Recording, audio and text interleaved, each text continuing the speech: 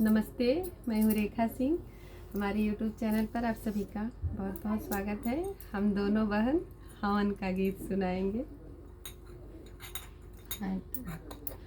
अमवा क सूखी लकड़िया पंडित बाबा हमना कराई दहो। अमवा क सूखी लकड़िया पंडित बाबा हमना कराई दहो।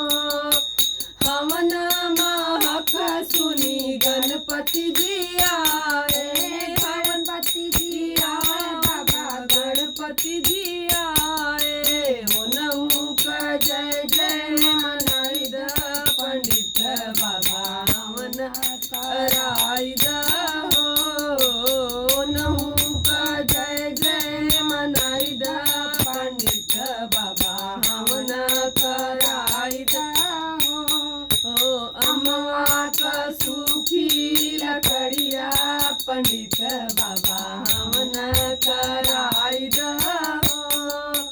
हवन महक सुनी बोले जी आवे, बोले जी आवे संग गौरा को लावे, भोले जी आवे संग गौरा को लावे। ओनहु क जय जय मनाई द पंडित बाबा हमना कराई दहो। ओनहु क जय जय मनाई द पंडित बाबा हमना कराई दहो।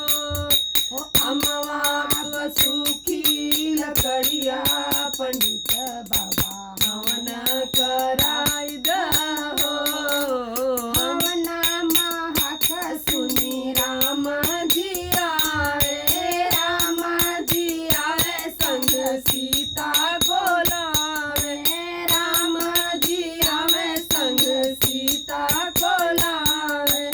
ओनहु क जय जय मनाई द पंडित बाबा हवन कराई दहो।